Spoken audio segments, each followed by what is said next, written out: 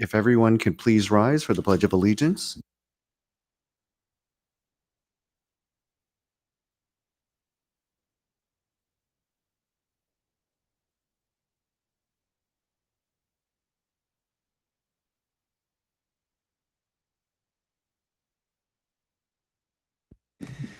Okay.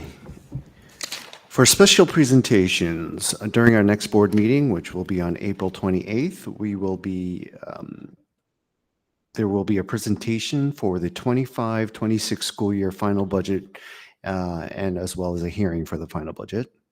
On May 12th, the updated demographic study will be presented by Dr. Grip, who will be attending virtually, correct? I think, Dr. Forte? Yes, that's correct. And then on June 9th, New Jersey school boards will be recapping our goals for this year of 24-25, as well as presenting our self-evaluations and goal settings for helping us establish goals for 25-26 school year. This will be in the format of a board retreat, so the meeting will actually start at 6 p.m. on June 9th. Superintendent's comments, please. Thank you. So we had our third session of the Anxious Generation, and Dr. Cullis ran it. So maybe Dr. Cullis will give a little update when you get to your part. We have the next one on the 22nd. The 22nd is going to be a panel. The panelists have been informed already, and there will be a press release going out. We have a few questions now. I asked the public for input on questions. If you could take a look at them too, if you have any ideas for questions, you could submit some. It's on the website. We probably have about 15 already. So we'll have a moderator and we'll have a panel of 6 people, and we will ask a few questions and then see how that goes. That's going to be a little longer than the last one. But I'm excited to see how this panel goes. The other comment I have here is about the Persons of the Year. So that's already gone out on social media and through the Friday folder. It's going to come out in an email. It'll go in the local newspapers, and we'll be asking people for their input through the month of April. And then I'm looking at May 19th. How does May 19th sound for the board meeting? Any issues with that? It's one of the ones that we don't have anything. And it'll give me enough time from April 30th. I could have a meeting with the people, the committee members, maybe on May 1st, and get the names to the engravers by May 2nd or so, and I'll have enough time to get it ready and back by the 19th. Any reason why the 19th is not good for anybody? Okay, so I'll plan on getting that on May 19th. And Dr. Grip did say he'll have the study for us. It should be before spring break, which will give you a little bit of time to review it before he does his presentation on May 12th. And that's it for the superintendent's comments. Great, thank you. Assistant Superintendent comments, Dr. Cullis. Sure. This was our last, besides the panel, our last discussion of Anxious Generation. I think the big takeaways were that those that were participating were all in favor of looking at phone-free options, whether it's in their community or at the schools. We, as personnel of the school, were also of that mindset, and also increasing or at least making aware of the opportunities that students have for free play and just physical activity during the day. So I think those were the big takeaways that schools and community would both like to work on. I know that Mike and Zendaya, Andrea were both there. If you guys want to say anything.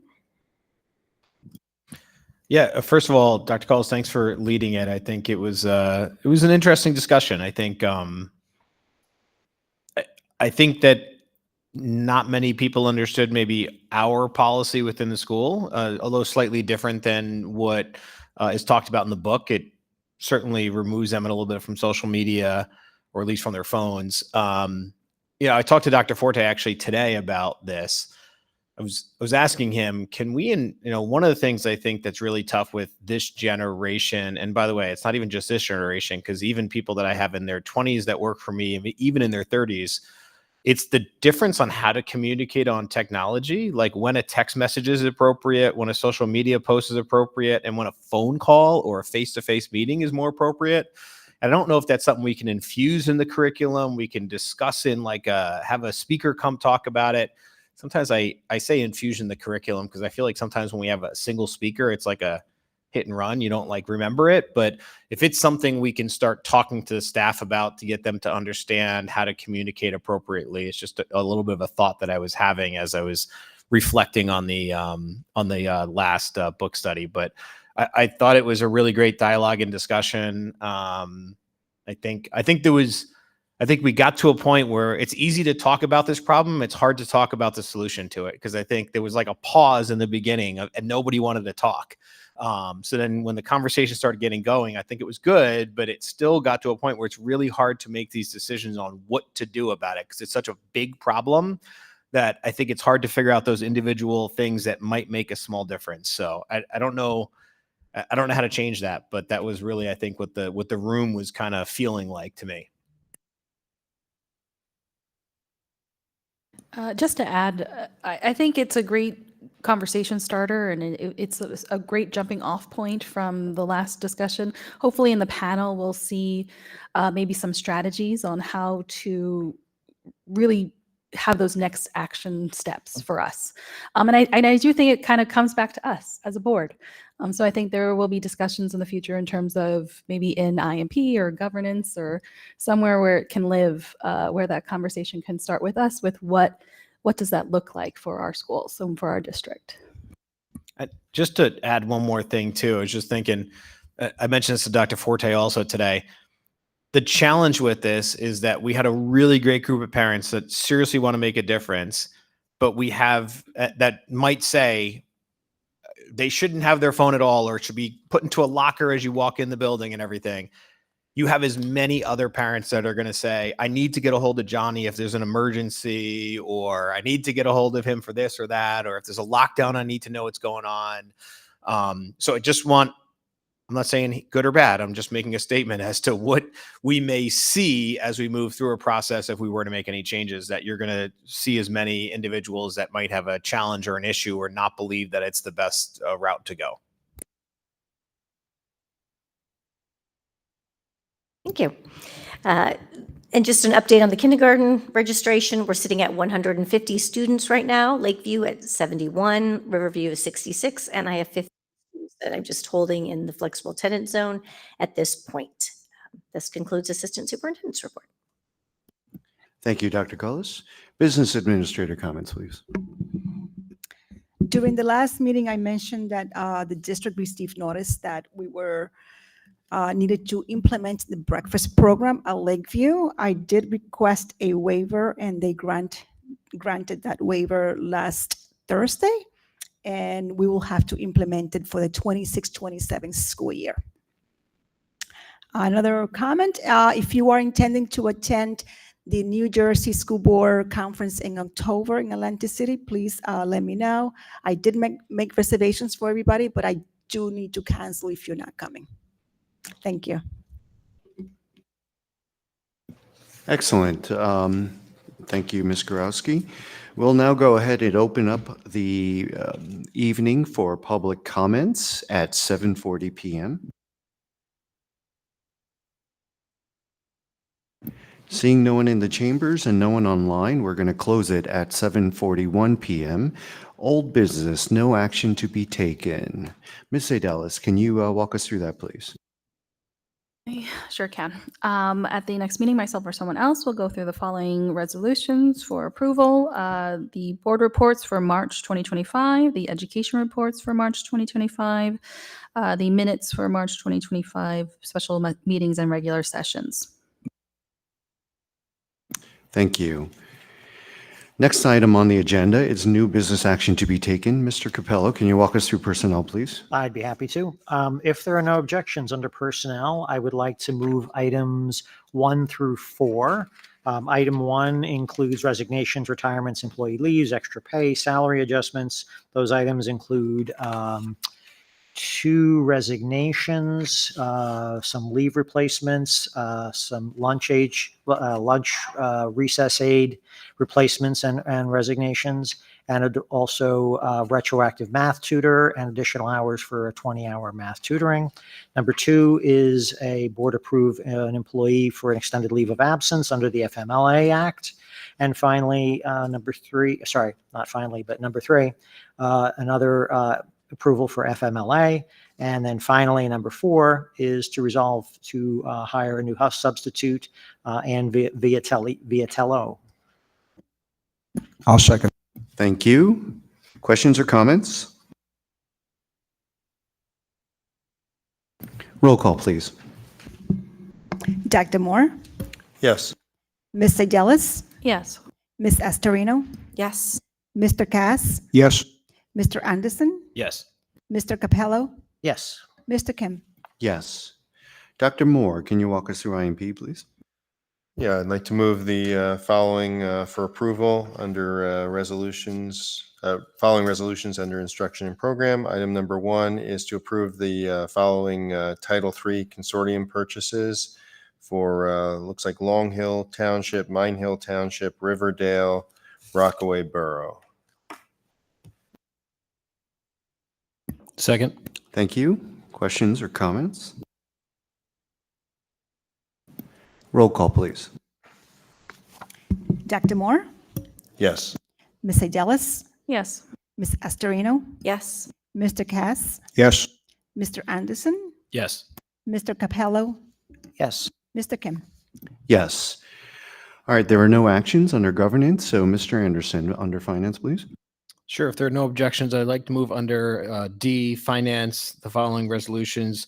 Number 1, let it be resolved that the board accept the 2025 safety grant through the New Jersey Schools Insurance Group, Eric West, in the amount of $3,200 for the period of July 1st, 2025 through June 20th, 2026.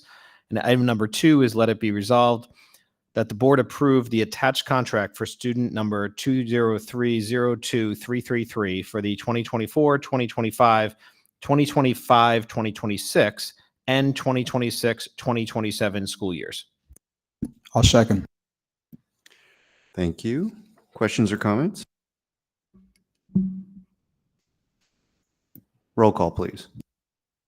Dr. Moore, Yes. Ms. Segelis, Yes. Ms. Astorino, Yes. Mr. Cass, Yes. Mr. Anderson, Yes. Mr. Capello, Yes. Mr. Kim. Yes. Mr. Cass, operations, please. Under operations, there are no actions to be considered for transportation tonight. Number 2, building and grounds. You have 2 items to move. 2.1 is I'm asking the board to rescind the motion of March 28, 2025. E 2.2 for DNL paving to repair the damaged collapsing storm at Lakeview School. They're not able to do the job.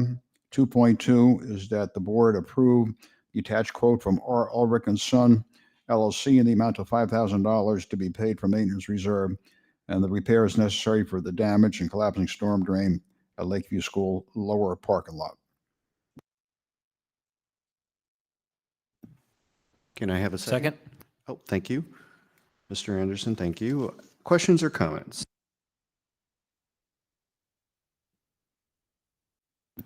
Roll call, please. Dr. Moore, Yes. Ms. Segelis, Yes. Ms. Astorino, Yes. Mr. Cass, Yes. Mr. Anderson, Yes. Mr. Capello, Yes. Mr. Kim. Yes. All right, new business, no action to be taken. These will be resolutions that will be discussed or approved during our next board meeting. Mr. Capello, can you walk us through personnel, please? Sure. I or someone else at the next meeting will be moving items under personnel. Right now, these items include new hires, resignations, cashing out vacation days, summer 2025 prep and summer hours. They also include a series of FMLA leaves. They include the updated list of staff for the ESY school year. The attached will be the attached list of the summer exploration staff for 2025, and more FMLA. I think that covers it. Great, thank you. Are there any board members with questions or comments? Okay, Dr. Moore, can you walk us through IMP? Yes. Either myself or someone else will approve the following resolution under instructions and program. Item number 1 is workshops and expenses. There's one event. It's an all-in summer inclusion leadership conference at Kane University. Thank you. Any questions or comments regarding this resolution? Could I take a moment to ask a question about the agenda, not the agenda, but the minutes for the IMP committee that was held in April or last week? It looks like that Ms. Johnson reported the IMP percentages. Mr. Capello or Dr. Moore, did you guys want to comment on that? Did you find that discussion, like what was part of that discussion and what did you guys feel? Sandy, you can correct me if I misspeak at all. I mean, the gist of it was that number seemed. I was curious if that was a growing number, if she anticipated it growing. She said it was a fairly constant number, like it's a little lower than last year, and we seem to hover around that number. And we looked at where the identifications were coming from. A majority of them, if I remember correctly, I don't have it in front of me, was later in the school year, but there was a bulk that came, as a result of pre-K, and a smaller number was transfers, and some increase, as I recall, if I remember correctly, around 2010 had to do with changes in the way that eligibility was, and the dyslexia laws and dyslexia screening. So we saw a bump during that period of time. Trying to recall off the top of my head. If there's anything else. The number is slightly down. The number of students that are being declassified is up. And although it's not a huge number, we're excited to see that more of our students heading into middle school are being declassified. And we did have a handful of our pre-K students being declassified before they're going into gen ed kindergarten. So that is great news. We are still working, but very closely with how do we fill those gaps as they move through elementary school so that we can have them declassified in middle school. That was really one of the goals. And I do feel like we have a very strong CST team right now and are working pretty hard at setting rigorous goals that will lead them to declassification. So I feel that is an improvement. But it was nice to see where the numbers were and just the process, just explain the process of how we classify and what are some of the criteria. So. Great, thank you. That's very enlightening. Appreciate that. I had a question. How does that percentage match up with our like and same schools that we often compare ourselves to with, testing and salary administration, et cetera? We are higher than some of our comparison schools, than most of our comparison schools. And we've talked a lot about why is this. We do offer quite a range of services that not all of the schools do offer. And I feel like we take it pretty seriously. If a student needs a certain environment, we find a way to find that service. I have heard a lot of anecdotal stories of districts that have turned students away from getting IEPs that might have benefited from a service that they didn't have. We do have quite a wide range. Our hope is that we can put those in early and get them declassified heading into middle school. That's our hope. That's important that we diagnose the problem, if there is one, for all the kids and not leave somebody out.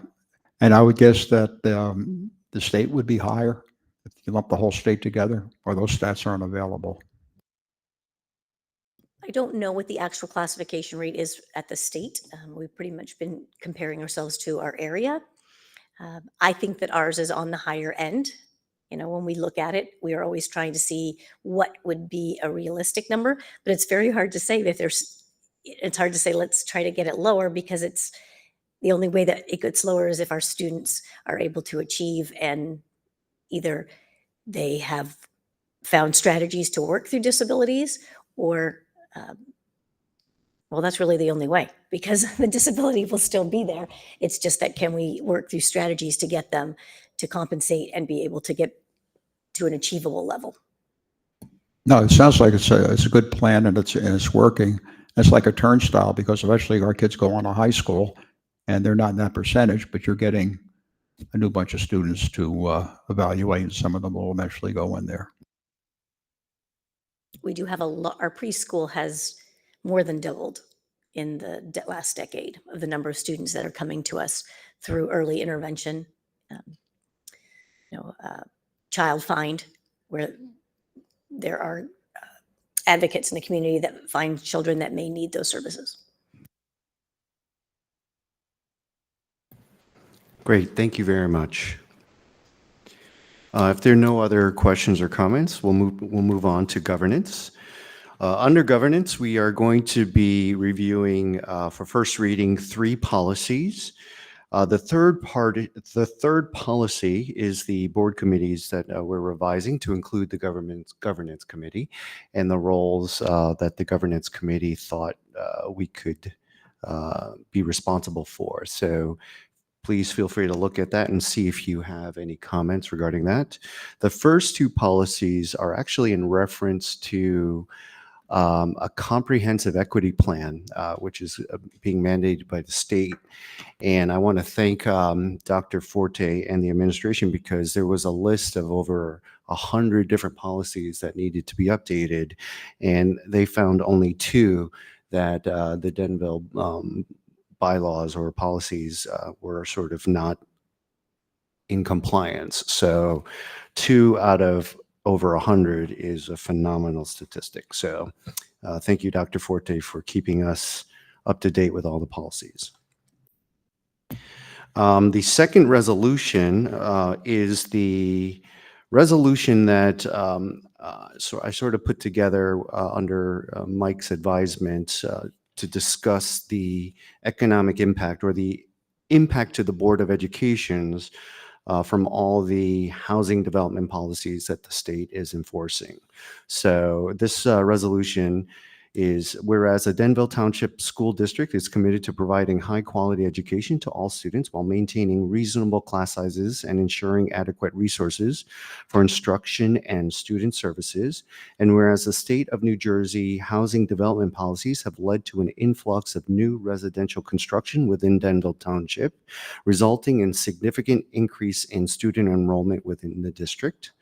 And whereas the rapid increase of student population has placed substantial strain on the district's facilities, staffing, and financial resources, making it increasingly difficult to maintain the high educational standards that the community expects and deserves. And whereas the increase in student population has also led to a greater demand for special education services, requiring additional personnel, specialized programs, and support services to meet the needs of all students. And whereas the current state funding formulas and aid allocations do not adequately account for the immediate and long-term financial burdens imposed on the school districts facing sudden and substantial enrollment and growth. And whereas local taxpayers are unfairly burdened with the cost of accommodating additional students, while school districts have limited avenues for generating revenue to fund the necessary expansion of educational services, facilities, and special education programs. Now, therefore, be it resolved that the Denville Township Board of Education urges the state of New Jersey to acknowledge the challenges faced by the districts experiencing increased enrollment due to housing development policies, and take action to provide additional support, including but not limited to adjusting school funding formulas, ensuring that that any modifications to the state aid formula also reflect student enrollment growth in impacted districts and provide increased financial assistance accordingly. Increase special education funding, allocate greater resources to school districts experiencing an influx of students requiring special education services to ensure that all students receive the support they need. Infrastructure grants, establish state-funded grants to help school districts expand facilities, upgrade technology, and improve infrastructure to accommodate new students. Class size reduction assistance, allocating additional funding for hiring teachers and support staff to ensure that the class sizes remain manageable and instructional quality is maintained. Impact fees on developers, implementing policies that require developers to contribute financially to local school districts to offset the cost of increased enrollment due to housing developments. Transportation support, providing additional state aid for transportation services to support the increased number of students who require busing. Enhanced planning and coordination, require closer collaboration between municipal planning boards, school districts, and state agencies to assess and mitigate the educational impact of new residential developments before approval. Emergency aid allocation, establishing a mechanism for districts facing rapid enrollment surges to apply for emergency funding to address immediate needs. Be it further resolved that copies of this resolution shall be forwarded to the Governor of New Jersey, the New Jersey Commissioner of Education, the New Jersey State Legislature, and other relevant stakeholders to advocate the necessary policy changes for financial support. So I'd ask the board members to review it and make comments, whether here or by email. I'd be more than happy to take any kind of comments and adjustments. Yeah, I'll make one right now. It's a very well done resolution, and it includes solutions, which is, it's like somebody's going to say, oh, they're complaining about it, but they don't have a solution. So you do have solutions there. It's very well done and long overdue. And obviously going down to Trenton, but I wonder if we could share that with, was it 27 districts are in the lawsuit about that's going on now with affordable housing and the mandates, the numbers and everything like that, because this would be just a great thing to see. It doesn't have to copy us word for word, but if you had more districts doing this type of thing, passing the resolution, because there is an election coming up. And I mean, this affordable housing is a mess. And you stayed away from the non-educational issues that are associated with it, which also are a problem, especially the environmental issues and the cost of taxpayers with the increased need for more utility support, sewage, water, et cetera.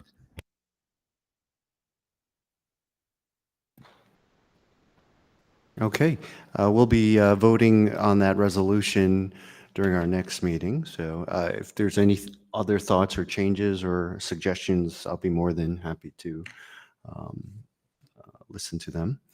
Mr. Anderson, under Finance, could you walk us through what we'll be voting on next meeting?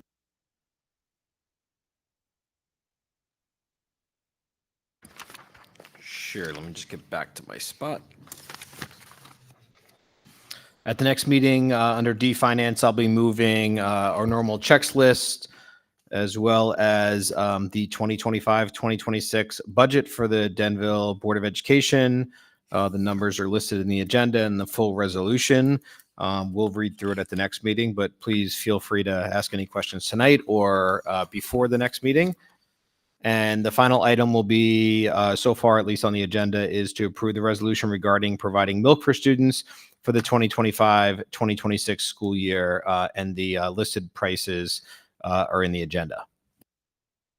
Thank you. Questions or comments?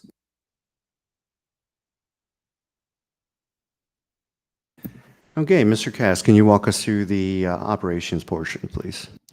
I'll be glad to. Under operations, nothing coming up for transportation. Under building and grounds, I'm going to ask the board to approve detach MOA with the county college for 2025-26, and that's to use their grounds in case of emergencies and we have to transport students to that location.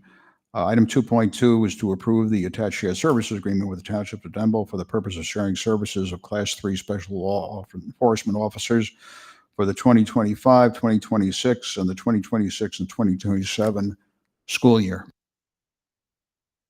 Thank you. Questions or comments?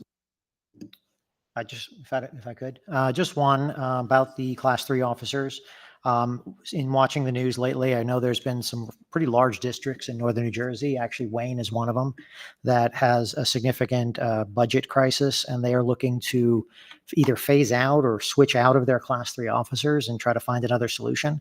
I just want to point out that we are obviously, even in a tough budget environment, continuing our commitment to that.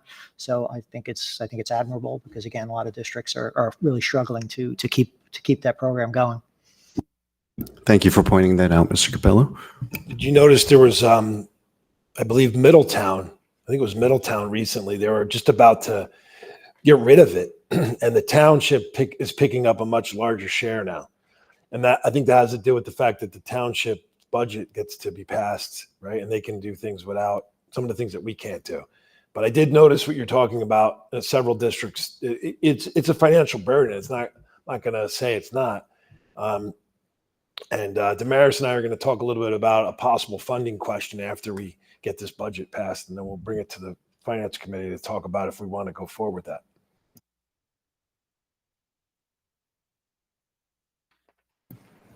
Great, thank you.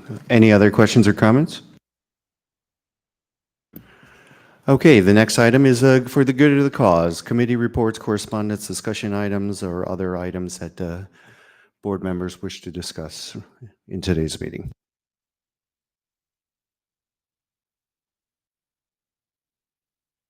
I want to congratulate the Valley View performers who put on The Little Mermaid Junior this past weekend. 3 wonderful shows by a really talented cast. I want to thank the teachers, the administrators, and the students, because there was a student director this year. There were some other opportunities for the kids to get involved. The sets were wonderful. And it really came together. So I want to say thank you to the administration and to the students. If you caught it, it was a great show. Additionally, I was able to volunteer for lunch at the middle school, even though my children protested multiple times, but I did it anyway. And I would say thank you to all the parents who volunteer for that position for 10:30 to 1 o'clock, handing out lunch every single day.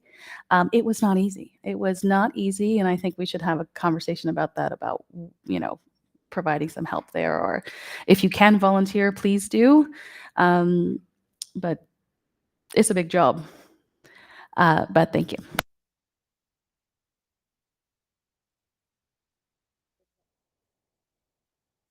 Here's my 4 points for highlights, unless anybody has any other ones. On the May 19th meeting, we'll be doing the Persons of the Year. At the May 12th meeting, Dr. Grip will present an updated demo study.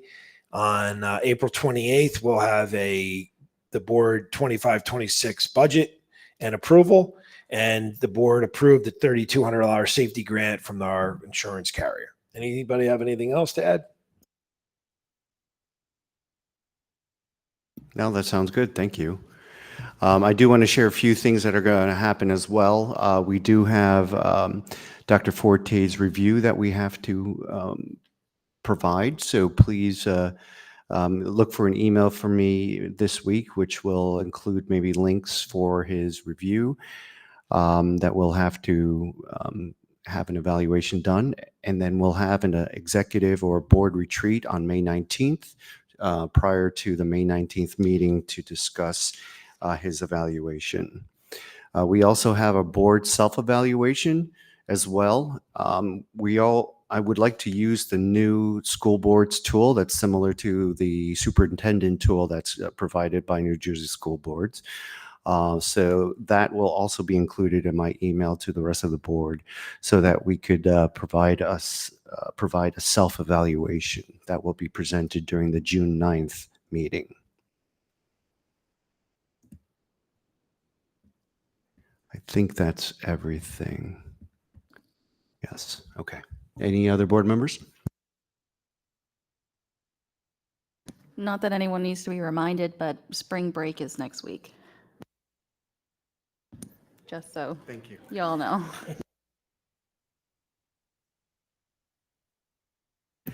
Okay, is there a need for a second executive session, Dr. Forte? No, there is not. Public, Oh, I think you. Public we- comments, public yes, comment. thank you. I'd like to open it up for public comment at 8:07 PM. Seeing no one in the room or no one online, we'll close it at 8:07 PM as well. Since there is no need for a second executive session, could I take a motion to adjourn? Motion to adjourn. Second.